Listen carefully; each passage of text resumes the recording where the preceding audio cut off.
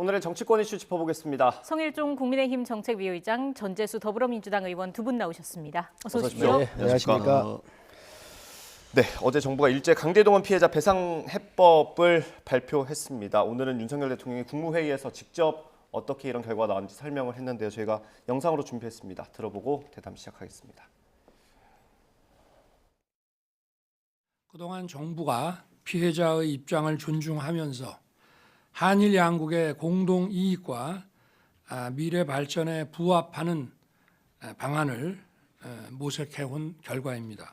일제 강점기 강제징용을 당한 국민들의 아픔을 치유하고 합당한 배상을 받도록 대한민국 정부는 과거부터 꾸준히 노력해 왔습니다. 1974년 특별법을 제정해서 83,519건에 대해 청구권 자금 3억 달러의 9.7%에 해당하는 92억 원을 2007년 또다시 특별법을 제정해서 7만 8천여 명에 대해 약 6,500억 원을 각각 정부가 재정으로 배상해 드렸습니다. 한일 간의 미래지향적 협력은 한일 양국은 물론이거니와 세계 전체의 자유, 평화, 번영을 지켜줄 것이 분명합니다. 국무위원들께서는 양국의 미래지향적 협력을 위해 양국 정부 각 부처 간 협력 체계 구축과 아울러 경제계와 미래 세대의 내실 있는 교류 협력 방안을 세심하게 준비하고 지원해 주기 바랍니다. 네, 어제 외교부 장관이 발표한 대로 제3자 변제안입니다. 우리 행안부 산하에 있는 재단이 국내 기업들의 출연을 받아서 대신 변제하는 방법입니다. 먼저 말씀 들어보겠습니다.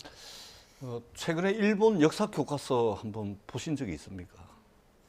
최근에 일본 역사 교과서 한번 보십시오. 과거사 문제를 어떻게 써놓았는지, 일제 식민 지배를 어떻게 써놓았는지, 독도는 또 어떻게 기술을 해놨는지. 일본 역사 교과서가 일본 정부의 입장입니다. 아주 망발을 해놨습니다. 그리고 최근에는 다케시마의 날이라 그래서 또 2월 달에 가장 최근이죠. 일본 땅이다, 독도는. 이렇게 주장을 하고 있습니다. 과거사 문제, 우리 위안부 문제, 일본 역사 교과서 문제, 이 모든 문제에 대해서 일본은 이런 방구, 사과라든지 반성, 하나도 없는 상태입니다. 예. 상황이 이런 상황에서 윤석열 대통령께서 외교를 몰라도 이런 식으로 외교를 하면 안 됩니다. 도대체 이게 뭡니까? 저희들이 볼 때는 정말로 이 전쟁 범죄 국가인 일본, 그리고 일본의 전쟁 범죄 기업들에게 완전하고도 완벽한 면죄부를 준, 이건 외교 참사다. 외교 대통령이 정치를 잘 몰라가지고 국내에서 정치 잘 모르면 실패를 하더라도 만회를 할 수가 있습니다. 네. 대통령이 외교를 몰라도 이렇게 모를 수가 있습니까? 외교를 이런 식으로 했다가는 정말로 대한민국 이게 큰일 나게 생겼다라는 말씀을 드리고, 네. 피해자인 대한민국과 대한민국 국민, 이분들이 가해자인 일본 앞에 가서 머리 조아리고 무릎 꿇은 그런 외교 참사다. 이렇게 저희들이 평가하지 않을 수가 없습니다. 네, 외교 참사다 말씀해 주셨고 반쪽짜리 해법이다 이런 이야기도 나오고 있거든요. 어떤 말씀해 주실까요? 동의할 수 없지요. 개인이든 국가든 회사든 다 미래로 가야 될 거 아니겠습니까? 네. 그러면 김대중 오부치 선언은 뭐라고 얘기할 거예요? 그때 그랬잖아요. 과거를 직시하고 우리가 미래를 보고 가자 이렇게 네. 얘기를 했잖아요. 그리고 과거에 대한 통절한 반성과 마음으로부터 사과한다고 한 게 DJ예요. 하나 더 말씀드릴까요?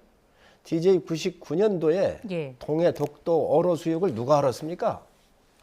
우리만 어업 조업을 했습니다. 일본에서 요구를 해가지고 DJ 대통령께서 한일 공동 어로 수역을 열었잖아요. 네. 그러면 대한민국 이 땅이 헐린 거예요. 그건 뭐라 할 거예요?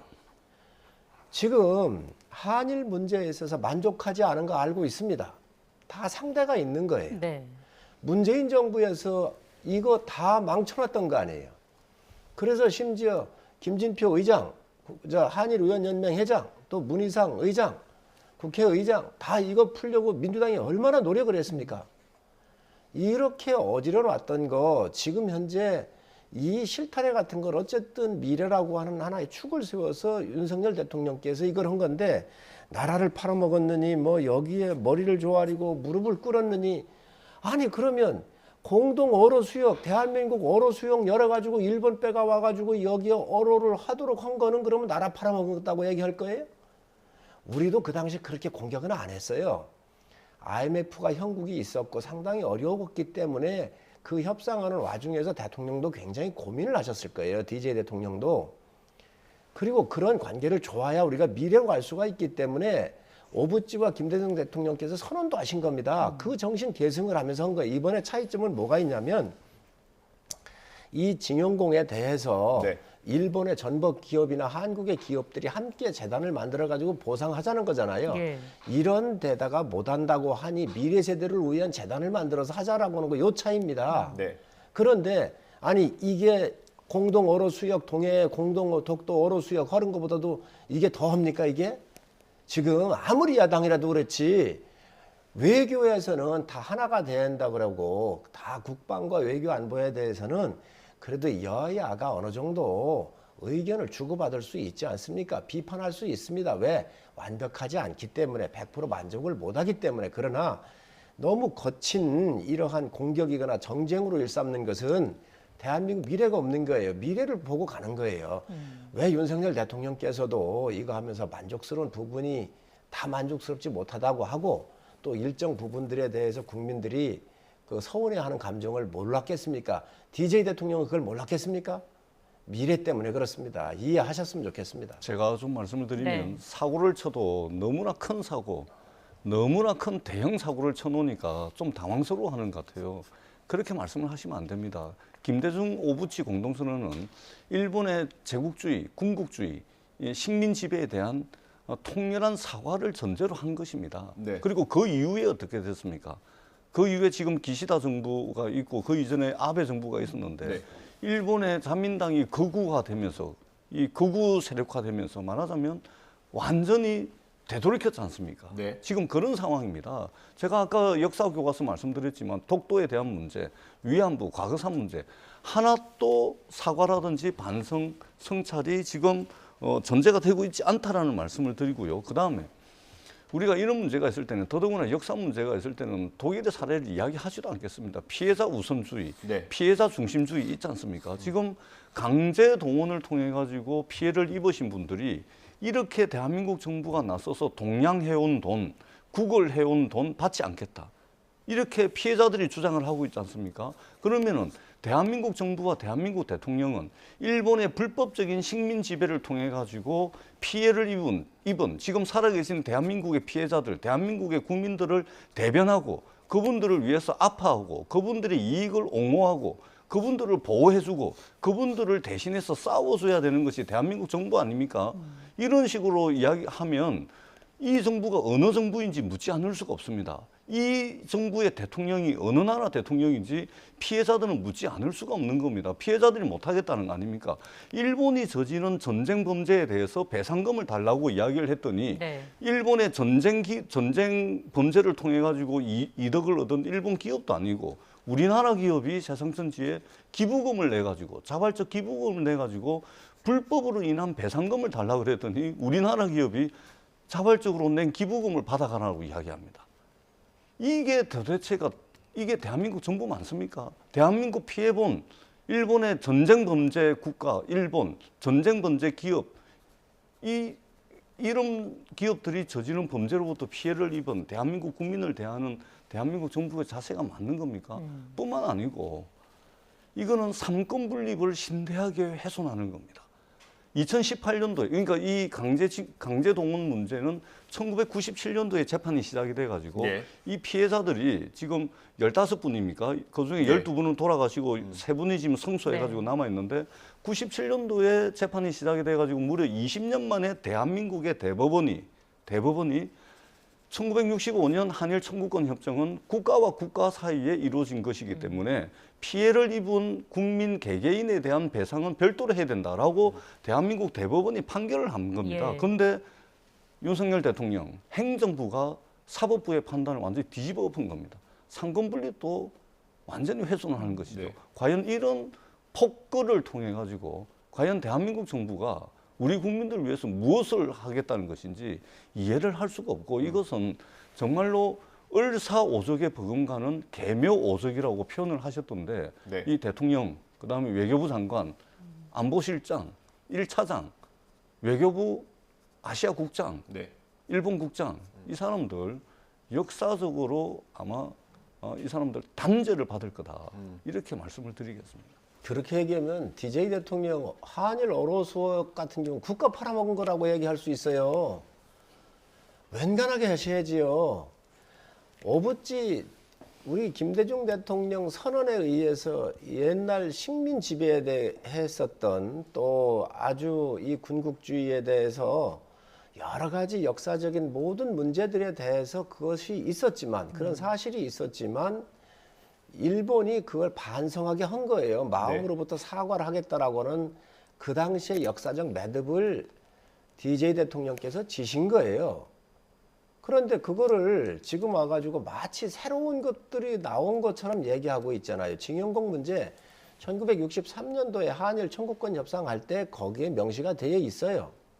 그래서 그럼 이걸 다시 제기할 수 있느냐 없느냐를 노무현 대통령 때 이해찬 국무총리 그리고 정부 대표로 문재인 당시 민정수석 민간위원회를 만들어가지고 이거를 해가지고 이게 청구할 수 없다라고 해서 그 당시 결론을 냈던 거 아니에요. 그 문제를 가지고 일본 법원에 이 손해배상에서 청구를 했는데 일본에서는 졌어요. 네. 대한민국 사법부에서는 이겼거든요. 두 나라 사법 시스템이 좀 틀릴 거예요. 네. 자, 그런 상태에 있는 것이고 또 지금 지고 나니까 어떤 문제가 있었느냐. 우리는 그러면 이게 일본은 국제사법재판소로 가자고 했던 거 아니에요. 우리는 안 가고 네. 많은 법 전문가들에 의하면 국제사법재판소가 또 일본이 굉장히 장악이 강하다는 거예요. 그리고 실질적으로 갔었을 때 승소할 수 있는 가능성이 있느냐 없느냐의 검토를 해봤었을 때 상당히 경론이 있었기 때문에 우리가 그쪽으로 안 간 거거든요. 그런데 이미 역사적으로 매듭이 되었지만 워낙 오랜 역사 동안에 한일의 반일 감정이나 이러한 부분들이 역사적으로 함께 온 부분이 있기 때문에 네. 이런 부분에 대해서 어느 국민이든 쉽게 받아들일 수 없는 부분이 있습니다. 그거를 김대중 대통령께서 한번 마무리를 하신 거지요. 그 이후에 이 징용공 문제가 또 튀어나온 거 아니겠습니까? 네. 그래서 이번에 윤석열 대통령께서 또 매듭을 짓는 거예요. 네. 역사가 발전하면서 그때그때 시대에 여러 가지 문제가 나오겠지만 또 하나의 산을 넘고 또 매듭을 짓고 가는 거지요. 근데 이것을 갖다가 무슨 무슨 오적이다 뭐 이렇게 자꾸 얘기하고 그러면서 이렇게 공격을 하는데 저는 그거야말로 굉장한 정쟁의 요소로 가고 있다. 아니 5년 동안에 죽창가 부르고 또 토착외구라고 그러면서 얼마나 공격들을 많이 했습니까? 그런데 그게 우리나라에 무슨 도움이 됐지요? 자, 제가 좀 자, 말씀을 그래서 드리겠습니다. 이번 같은 경우에 윤석열 대통령도 왜 이 부분에 대해서 고민을 안 했겠습니까? 반대하고 있는 좌파 진영에 이 반일 감정 이용해 먹었었던 걸 왜 모르겠습니까? 그리고 반대가 있을 것도 다 예상을 했지만 그렇지만 미래로 가기 위한 대통령의 결단도 존중받아야 한다고 생각을 합니다. 잠시만요. 저희가 주제 넘어가기 전에 한 말씀씩만 듣고 넘어갈게요. 한일 정상회담이 지금 중순쯤에 열릴 수도 있다는 전망이 있는데 그때 그러면 추가로 성의 있는 호응이 더 나올 수도 있다고 보십니까? 사실 어제 나온 걸로 봐서는 국민들 감정을 다 채우지 못할 것 같거든요. 사실 김대중 대통령과 오부지 선언 같은 경우는 여야를 막론하고 가장 미래 파트너십을 구축하는데 한일의 역사 관계를 어느 정도 정리하는데 그 이상 대안이 없다라고 하는 것은 여야 의원들도 함께 한일의원연맹을 하면서 다 서로들 교감하고 있는 내용입니다. 이거 다 계승한다 그랬잖아요. 네. 그리고 일본 정부가 지금까지 사과하고 했었던 그런 것들을 다 계승한다 그랬잖아요. 그렇기 때문에 그 연장선에서 봐야 되는 것이지요. 앞으로 한일 정상이 만나게 되면 좀 더 좀 성의가 있을지 없을지 그거는 저희가 예측할 수 없지만 예. 어쨌든 이러한 맥혔던 양국 관계가 회복이 되고 또 정상이 만난다고 하는 것 자체가 좋은 일 아니겠습니까? 그러니까 곧 열리게 될 한일 정상회담에서 일본의 성의 있는 어떤 추가 적인 어떤 방안을 기대한다는 것 자체가 모욕적인 거 아닙니까? 그렇지 않습니까? 이렇게 내줄 거 전부 다 내주고 면제부 다 주고 곧 있을 한일 정상회담에서 일본의 어떤 호의를 기대한다는 것 자체가 예. 이게 피해자인 대한민국 정부가 이걸 기대한다는 게 굉장히 모멸적인 것이죠. 우리가 정말 피눈물을 흘리면서 일제 식민 지하에서 독립운동을 했습니다. 광복을 얻었습니다. 광복을 해방을 한 것이죠. 그런데 이런 식으로 말하자면 역사를 한 정권의 특정 정권의 전유물인 것처럼 이렇게 해버리면 이것은 정말로 대한민국 역사에서 씻지 못할 과오로 남을 것이다. 이런 말씀을 드리지 않을 수가 없고요. 네. 역대 일본의 기시다 총리가 역대 내각을 개성한다. 역대 내각이면 우리나라에 대해서 막말을 서슴지 않았던 아베 신조 내각도 포함되어 있습니다. 물론 거기에 무라야마 총리라든지 오부치 다 포함되어 있겠죠. 그런데 이 극우파의 상징이었던 아베 신조도 역대 내각이 포함이 되어 있는 겁니다. 역대 내각 개성 이야기하려면 사죄와 반성, 성찰이라는 단어가 들어가야 되는데 예. 기시다 총리의 발언 그 어디에도 이게 들어가 있지가 않습니다. 그리고 일본의 전쟁 범죄 기업들도 이 지금 소위 말해서 배상금도 아닌 기부금도 내지 못하겠다라는 게 공식적인 입장이고 또 하나는 지금 윤석열 정부가 감당할 수 없는 사고를 쳐놓으니까 지금 또 김대중 정부, 노무현 정부 이야기를 합니다. 제발 좀 남 탓 좀 그만하시고 윤석열 정부가 고뇌에 찬 결단이라면 그것을 솔직하게 설명을 하고 하십시오. 근데 설명을 하고 있는데 대한민국 국민 어느 누구도 납득을 할 수 없는 그런 반응들이 나오고 있는 거 아니겠습니까? 그렇기 때문에 저는 정말로 윤석열 정부가 이 부분은 그 국민들께 사죄를 해야 될 일이고 그리고 축창감 뭐 이런 말씀을 하시는데 그래가지고 일본이 대한민국을 대상으로 수출 규제했지 않습니까? 일본이 대한민국 반도체 산업을 망가뜨리려고 수출 규제를 했는데 결과가 어떻게 됐습니까? 그때 당시 불화수소라든지 소재 부품 장비 수출 규제를 했는데 어떻게 됐죠? 일본이 타격을 받아가지고 일본 기업들이 결국 우리나라 수출을 못하게 하니까 일본 기업이 우리나라에 와가지고 생산 공장을 만들었습니다. 대한민국 국민들이 똘똘 뭉치고 대한민국에 말하자면 반도체 업체가 똘똘 뭉쳐가지고 수입 다변화했고 예. 기술 개발해가지고 완전히 국산화 100% 해버렸습니다. 일본이 수출 규제 잘못했다가 대한민국 국민이 똘똘 뭉쳐가지고 대한민국이 승리했습니다. 네. 그렇기 때문에 마치 우리가 일본 경제에 크게 뭐 기대고 있는 것처럼 천만에요. 3, 4년 전에 이미 대한민국의 1인당 구매력 기준으로 하자면 일본을 능가했습니다. 일본은 이미 경제적으로 침몰하는 나라고 대한민국은 부상하는 나라입니다. 일본에 우리가 기댈 이유가 전혀 없는 것입니다. 더더구나 사과도 반성도 없는 일본에게 이렇게 가서 머리 조아리고 무릎 꿇는 이런 행위를 한다는 것은 외교를 모르는 대통령이라 하더라도 이것은 돌이킬 수 없는 치명적인 실수를 하신 것이다. 이렇게 말씀을 드리도록 하겠습니다. 예. 외교 참사는 문재인 정부가 저질렀지요. 정신대 이 그 전 국가 정부 간에 탓 좀 그만하십시오. 아니 다 역사가 있는 거예요. 외교 남 관계는. 탓 좀 그만하십시오. 아니 역사가 있는 걸 하니까요. 아니 과거 역사 연장되고 오니까 지금 비판하는 거 아니에요. 그런데 문재인 정부나 DJ 정부에서 해놨던 거 얘기하면 과거 탓하지 말라 그러면 왜 지금 민주당은 과거 탓을 합니까? 아니, 입만 열면 잠깐만요. 과거 탓을 하는 거 아니, 아닙니까? 이 역사 문제도 아니, 과거 탓을 전현희, 합니까? 전현희, 이 과거 탓해가지고 아니, 답이 역사 나옵니까? 답이 역사 나옵니까? 문제가 과거 네. 탓이잖아요. 자 그래서 정신대 문제도 그렇습니다. 이거 저 문재인 정부에 다 깼잖아요. 그래놓고 나와가지고 다음에 끝날 무렵에 뭐라고 그랬어요? 아 정신대 이 양국 간에 맺은 조약을 깬 건 아니다 그랬잖아요. 그리고 이 징용공 문제도 그렇습니다. 문재인 정부에서 문제를 일으켜 놓고 이거를 해결하기 위해서 얼마나 노력을 했어요. 지금 윤석열 정부를 공격하기 전에 그럼 민주당이 어떻게 무슨 대안이 있는지 내놓으시기 바랍니다.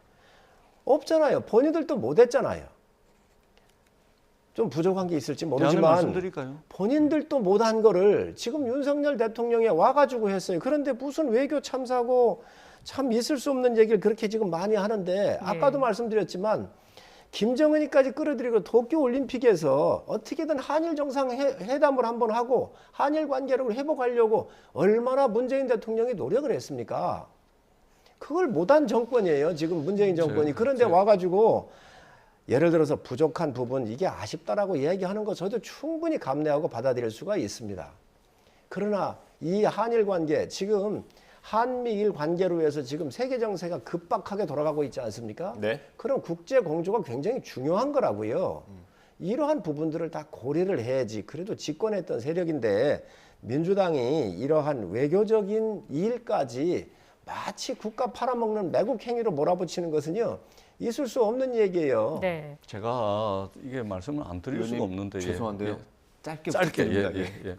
사람이 죽어나가도 책임 아무도 안 집니다. 인사 참사가 벌어지고 학교 폭력 문제로 낙마를 해도 책임지는 사람 하나도 없습니다. 그리고 입만 열면 남 탓합니다. 역사도 남 탓하고 전 정부 탓하고 이러고 있습니다. 저는 윤석열 정부가 제발 좀 스스로 자기 탓 좀 했으면 좋겠다라는 말씀을 드리고 문재인 정부 때 뭐 했냐고요?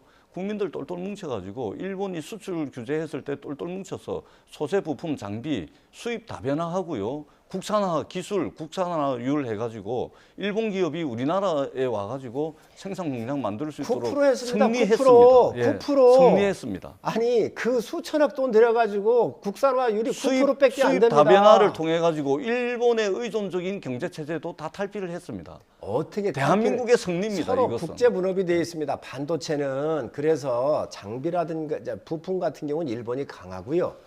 우리는 생산 기반이 강하고 설계는 미국이 강하지 않습니까? 일본이 수출 규제를 그래서 해서 결국은 일본이 두 그 손 두 발 다 당시에 들었지 않습니까? 소부장 얘기하고 했지만 일본이 그 손해를 엄청난- 본 것이죠. 엄청난 돈을 들였어도요.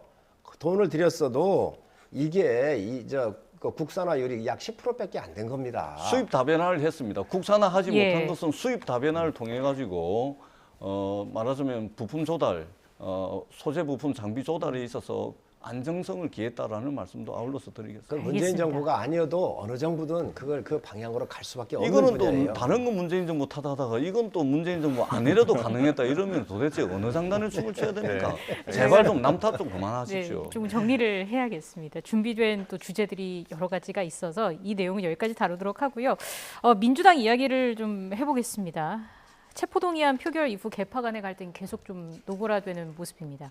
전재수 의원님께서 최근에 좀 위기의식을 말씀을 하신 것 같아요. 어떤 점이 가장 문제라고 보시는 건가요? 저는 제가 이제 엊그제 이제 말씀을 드린 것은 뭐냐면 누구를 탓하기 전에 이것은 그 민주당이 위기다. 그리고 이렇게 위기가 왔을 때야말로 우리가 지혜를 모아야 된다. 이런 이제 말씀을 드린 것이고 네. 그다음에 일각에서 이재명 대표의 사퇴 말씀들을 하시는 분들이 있는데 당헌 당규상 당 대표에게 사퇴하라라고 할 수 있는 당헌 당규상의 근거가 없습니다. 네. 그렇기 때문에 지금 현재는 불공정한 수사를 받고 있고 불공정한 수사의 대상이 돼 있는 이재명 대표에게 영장실질심사를 받으라고 법원에 내모는 것은 있을 수가 없는 일이고 네. 우리가 최소한의 자기 방어권은 우리가 보장을 해줘야 되지 않겠느냐. 그러니까 검찰이 사실상 100% 기소를 할 거 아닙니까? 기소를 하면 불구속 상태에서 법정에서 치열하게 유무죄를 다툴 수 있도록 자기 방어권을 행사할 수 있도록 그렇게 해주는 것이 민주당의 가장 싫든 좋든 네. 그것이 저는 기본이라고 생각을 합니다.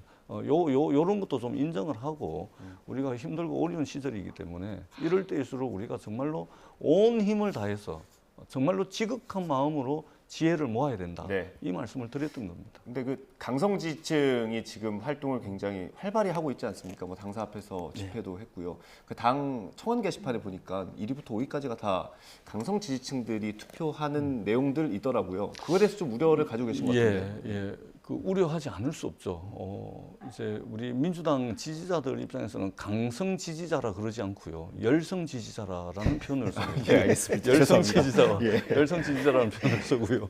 예, 걱정이 안 될 수가 없죠. 왜냐하면 굉장히 격화되어 있습니다. 격화되어 있다 보면 누구든지 그렇습니다. 이게 뭐 팩트 체크도 좀 놓칠 수도 있고 또는 이제 좀 너무 나가가지고 돌아오는데 좀 시간이 걸리는 경우도 있고 네. 그렇습니다. 그렇기 때문에 우리가 충분히 이해할 수 있습니다. 그리고 정치하는 사람이라면 뭐 감내해야 될 부분도 있습니다. 그러나 돌아올 수 없을 정도로 나가버리면 이것은 방법을 찾을 수가 없습니다. 그렇기 때문에 우리가 이 시점에서는 물론 시간이 조금 더 지나야 됩니다.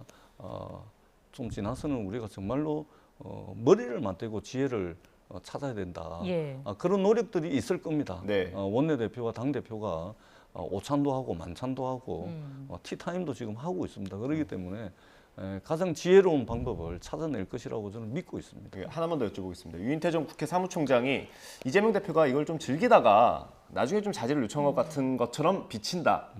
그렇게 비친다라고 했는데 어떻게 생각하세요? 은퇴하신 분의 생각이라고 그런 것으로 저는 받아들이고요.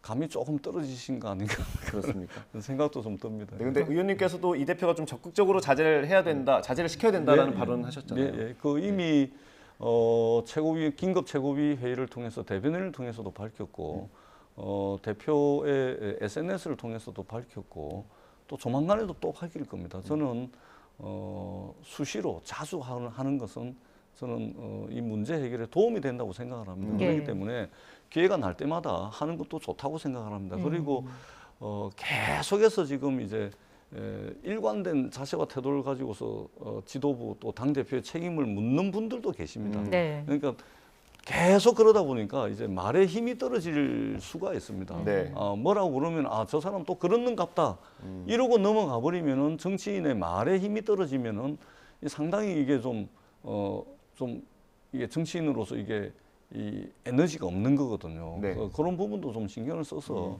해야 될 때와 안 해야 될 때는 좀 가려가면서 하는 것이 오히려 말에 힘을 얻는 그 방법이 아닐까 그런 생각을 합니다. 예. 이 대표가 이제 곧 또 민생 행보도 시작한다고 하는데 잘 전달이 되겠습니까? 어떻게 보세요? 뭐 전 의원님 우리 당 지지자들한테는 극우라고 그러더니 자당 지지자한테는 열성 열성 지지자라고 지지자. 그러니까 역시 내 편을 감싸는 게 어쩔 수 없습니다. 참 힘든 이렇게 민주당의 상황을 좀 보고 있고요. 범죄 혐의가 있는 것을 정치적으로 대응하다가 보니 불란스러운 겁니다. 범죄 혐의에 대해서 사법적 대응을 해야지요. 네. 자기 방어권을 보호 안 한 적이 없습니다. 그리고 판사한테 가면 판사가 구속을 시킬 건지 불구속을 시킬 건지 거기서 결정을 내는 겁니다. 예. 그때 본인이 주장하면 되는 거예요. 네. 근데 이재명 대표 지금 구속될까 봐 겁먹은 거잖아요. 그러니까 당을 앞세워가지고 지금 국회의원 신분 이용을 해서 모든 방탄을 다 했는데 민주당 의원들이 찬성도 하고 부도하고 기권도 했거든요. 굉장히 아슬아슬한 아주 이 아슬아슬한 형국에 놓이니까 더더욱 불안하겠지요. 본인이 떳떳하다면서요. 본인이 아주 당당하다면서요. 이런 한 푼 취한 적이 없다고 하는 분인데 뭐가 두렵습니까? 저 가시라는 거예요. 권성동 의원 옛날에 취업 청탁했다고 했었을 때 방탄 다 본인 스스로 내려놓고 당당하게 가가지고 불구속 상태로 재판받아서 무죄 판결 받았습니다. 네. 네. 그런 국회의원도 있어요. 그런데 그 국회의원은 당대표도 아니었어요. 네. 대권 후보도 아니었습니다. 이재명 대표 대권 후보였고 당대표였고 다 그렇지 않습니까? 그런데 지금 이거야말로 반칙과 특권이죠. 이거 있을 수 없는 얘기예요. 그런데 옳은 이야기 나오니까 지금 또다시 설득을 하고 하는 것 같은데 국민들이 그건 모르겠습니까? 저는 당당하셔라 말씀드리고 싶습니다. 알겠습니다. 오늘 뭐 비명계 의원들이 많은 그 민주당의 길이라는 모임이 오늘 뭐 모임이 있다고 하고 내일은 또 박홍원 원내대표와 식사를 한다고 하니까 그 이후에 어떤 얘기들이 나올지 지켜보도록 하고 국민의힘 전당대회 상황 짧게 좀 보겠습니다. 뭐 투표는 역대 최고를 기록을 했고요. 근데 막판에 대통령실 행정관들이 좀 개입을 했다는 의혹이 나왔고 녹취까지 나왔습니다. 이거는 어떻게 보고 계십니까? 전 철저하게 조사해서 그에 대한 책임을 물어야 한다고 생각을 합니다. 예. 대통령께서 무슨 행정관한테까지 그런 거 지시하고 하시겠습니까? 이건 뭐 좌우를 떠나서 대한민국의 대통령은 상징성을 갖는 것이고요. 이런 거에 개입하지들 할 수도 없고 해서도 안 될, 하시지도 않을 건데 이러한 사사로운 일들이 이게 아마 그 행정관이 이 공무원 출신이 아니고 어쩌다 공무원 된 어공이라고 그러잖아요. 여의도 출신. 그렇습니다. 그래서 가다가 보니 아마 계파적으로 좀 연결돼 있거나 뭐 이런 건 내가 모르겠는데 어찌됐든 이 중요한 당의 지도부를 뽑는 데에 녹음이 됐든 어떤 형태로든 그게 약간의 영향이라도 줄 수 있다고 한다면 예. 대통령께서 중립을 지키지 않고 있구나라고 하는 확대 해석을 하는 것은 경쟁자들의 당연한 거지요. 네. 자기가 유리해야 될 거 아니겠습니까? 그래서 이런 빌미를 준 거에 대해서는 굉장히 문제가 있다고 보고 철저한 조사를 통해서 그에 대한 책임을 물어야 한다고 생각을 합니다. 예. 이게 오히려 김 후보한테 반감만 생길 거다. 뭐 이런 이야기도 나오고 예, 있고 예, 논란은 예, 어떻게 보세요? 예. 그러니까 우리가 국회의원 선거든 또는 대통령 선거든 당내 경선, 당내 선거든 간에 공무원의 엄정한 정치적 중립은 대한민국 헌법, 정당법, 공직선거법, 국가공무원법에 딱 명시가 되어 있습니다. 그렇기 때문에 이것은 현행법 위반이고 굉장한 이거는 범죄 행위로 볼 수가 있는 겁니다. 네. 근데 우리 성일종 의장님께서는 이제 당연히 책임을 묻고 처벌을 해야 된다라고 말씀을 하시는데 예. 그렇게 되기는 어려울 겁니다. 그렇게 돼야 정상인데 왜 네. 그러냐면 대통령께서 뭐 이미 당무 개입을 촘촘하게 해오셨잖아요. 대통령께서 국민과 당원들이 뽑은 이준석 당대표 몰아내고 그다음에 유승민 의원 그런 식으로 주저앉히고 나경원 의원 무릎 꿇리고 안철수 대표 아무 말도 하지 않으면 아무 일도 없다는 식으로 해가지고 저렇게 김을 다 빼난 거 아닙니까? 대통령이 이미 더 큰 당무 개입을 해오고 선거 개입을 해왔는데 행정관이 뭐 단체 카톡방에서 이 정도 한 거 가지고 대통령실이 징계를 할 수가 있겠습니까? 저는 못한다 보고요. 만약에 징계를 한다면 자기 책임은 지지 않고 자기 부하들만 내치는 그런 말하자면 좀 가혹한 그런 이제 대통령이 될 가능성이 많다. 그렇게 봅니다. 오히려 징계를 하려면 대통령께서 먼저 당무 개입에 대해서 네. 이준석 대표, 유승민, 나경원, 안철수에 대해서 사과를 먼저 해야 된다. 예. 그렇게 생각을 합니다. 대통령도 당원으로서 의견을 일정한 부분 전 낼 수 있다고 봐요. 네. 또 당비도 제일 많이 내잖아요. 네, 그렇죠. 1년에 3,600만 원씩 내시잖아요. 네, 맞습니다. 예, 그러니까 의견 낼 수는 있지만 대통령실의 이 조직적인 플레이가 이게 위에서 지시도 없이 했다고 한다면 문제가 있는 것이죠. 예. 그런 측면에서 봤을 때 전 의원님께서 공무원의 중립 위반이라고 하는 것은 충분히 네. 문제 제기할 만하다고 생각을 합니다. 예, 알겠습니다. 저희가 한 4분, 5분 정도 남은 것 같은데요. 마지막으로 어제 정부 발표가 하나 더 있었죠. 근로시간 제도를 개편하는 내용인데 한 2분 정도씩 말씀을 해주시면 좋을 것 같습니다. 뭐 2분 정도 설명을 해주시고 반론해 주시고 그러면 될 것 같습니다. 네, 지금 이제 주 52시간밖에 근무를 못 하게 돼 있잖아요. 네. 문재인 정부에서 이거 만들었어요. 근데 이게 산업계나 노동계의 여러 가지 실질적인 현장을 고려하지 않고 하다 보니까 부작용이 많았던 것이지요. 네. 방향성은 맞습니다. 예. 그래서 이번에 정부가 발표한 것은 주 69시간 정도를 일을 하자. 그런데 일부 국민들께서 그러면 매주 69시간씩 일하는 얘기냐? 그게 아니고 네. 예를 들어서 69시간을 일을 했다. 그러면 52시간만 일을 해야 되는데 추가 17시간 정도를 더 일한 거 아니겠어요? 네. 자, 그러면 그 다음 주에 이 시간, 일한 시간만큼 덜하든지 월에 덜하든지 분기에 덜하든지 또 모아놨다가 다음에 여행 가도 쓸 수 있도록 이렇게 하자는 거지요. 그러면 이걸 왜 해야 되느냐? 이게 예를 들어서 요즘 같이 군수 산업이 굉장히 좋습니다. 방산 산업이. 네. 우크라이나 사태를 비롯해서 탱크라든지 자주포 이런 것들이 많이 들어오잖아요. 이때 수출 안 할 겁니까? 그때는 추가적으로 좀 더 할 수 있는 것이죠. 또 계절 수요가 있을 때가 있습니다. 네. 여름철에 얼음 수요가 많습니다. 얼음을 여름에 팔지 겨울에 팔겠습니까?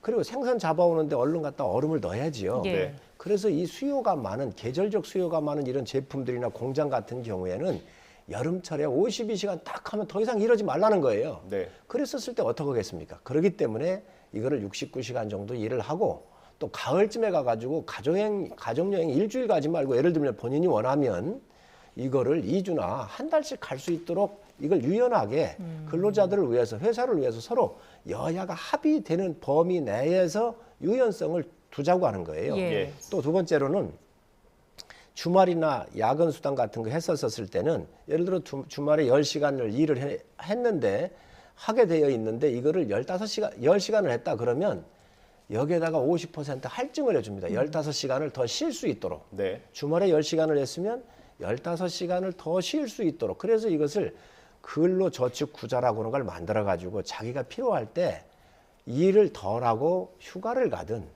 아니면 뭐 취미 생활을 하든 네. 이러한 여유 있게 일할 수 있는 정책을 보강을 한 겁니다. 그런데 일부에서 이게 매주 69시간씩 일하라고 하는 것처럼 호도하고 있는데 그게 아닙니다. 반드시 이거는 선진국에서 다 이렇게 하고 있고 예. 이런 방향으로 가야 합니다. 우리 성일종 의장님께서 대한민국의 사용자들이 거기에 지금 소속돼 있는 노동자들이 이번에 제가 휴가를 유럽을 가는데 또는 제주도에 한 달 살이를 하는데 한 달 정도 살다가 오겠습니다. 그렇게 모아놓은 휴가를 다 한 달 쓰겠습니다. 아이고 그럼요, 잘 다녀오십시오 라고 이야기하는 사용자가 있습니까? 지금 현장이 있잖아요. 노조 조직률이 대한민국 전체 노동자 2천만 명 중에 노조 조직률이 한 14%밖에 안 됩니다. 그렇기 때문에 사용자들이 노동자들보다 교섭력과 협상력이 월등하게 높게 있습니다. 그 다음에 현실적으로 있잖아요. 지금 우리 앵커님들 연차휴가 마음대로 씁니까? 저에게 비유하지 마십시오. 정기휴가 마음대로 가실 때 씁니다. 있잖아요. 마음대로 정기휴가 가실 때 일주일 한 달 막 할 수 있습니까? 한 달 휴가 갔다 오면요 자리 다 빼버립니다. 완전히 대한민국 현실을 무시하고서 마치 한 열심히 일하고 나머지 한 달 살기 마음대로 할 수 있고 휴가 보름 쓸 수 있고 이렇게 말씀을 하시는데요. 그렇게 되려면은 동등한 힘의 균형이 있어야 되는데 사용자들이 이 교섭력과 협상력이 월등합니다. 그다음에 노조 조직률도 아주 낮습니다. 그다음에 현실적으로 연차 월차 쓰는 것도 지금 굉장히 어려운 눈치 봐가면서 해야 되는데 과연 하루에 11.5시간씩 69시간을 쓴다. 기준 근로시간 40시간에 29시간을 더 탄력적으로 쓴다. 이것은 있잖아요. 노동자들 보고 일만 하다 죽으라는 이야기입니다. 휴가 잘 마음대로 쓰시고 잘 쓰라고 말씀하시는데 휴가 가려고 짐 싸다가 죽습니다. 그런 겁니다. 이것은 다시 한번 국회 법이 넘어오겠지만 예. 국회 논의 과정을 거쳐서 통과를 해야 되거든요. 그렇기 때문에 아주 꼼꼼하게 심도 네. 깊게 저희들이 살펴보겠다라는 네. 말씀을 드리겠습니다. 이제 저희는- 우리나라의 노동조합에 이제 굉장히 힘도 세졌고요. 이제 선진국가예요. 그래서 이런 것들은 옛날에 이렇게 노동을 착취하는 시대가 아니고 네. 그렇기 때문에 이런 제도를 만들어 놓고 또 문제가 있으면 근로 감독을 철저히 하고 또 예. 이렇게 부당한 대우를 받으면 노동자들이 가만히 있겠습니까? 예. 그래서 이제 이런 것들이 선진화되어가는 그런 시스템 속에 지금 저희가 하나하나씩 좀 부족했던 부분들을 보완하고 있는 것이죠. 제도 네. 보완을. 그래서 이 제도는 굉장히 노동의 유연성, 근로자와 사용자를 함께 가는 선진 시스템이라고 이해하시면 됩니다. 예, 알겠습니다. 알겠습니다. 윤석열 정부가 제발 좀 책임질 수 있는 사고만 치시기를 바랍니다. 예. 책임질 수 없는 사고를 안팎에서 너무 많이 치고 계십니다. 이거 있잖아요. 대한민국의 아니, 노조 사고가 조직률이 14%밖에 안 됩니다. 14%. 네, 저희가 줄여야 나머지 합니다, 이제. 86%는 조직화된 노조 없이 사용자와 교섭을 해야 되는 상황입니다. 휴가 쓰기 어렵습니다. 의원님 지금 알겠습니다. 풀샷입니다. 마무리해달라는 사인이고요. 뭐 아까 말씀해 주셨는데 저희는 회사 때문이 아니라 시청자들과의 약속 때문에 열심히 하고 있거든요. 아름답게 마무리하면서 이 시간 마치겠습니다. 성일종 국민의힘 정책위의장 전재수 민주당 의원과 함께했습니다. 고맙습니다. 감사합니다. 고맙습니다.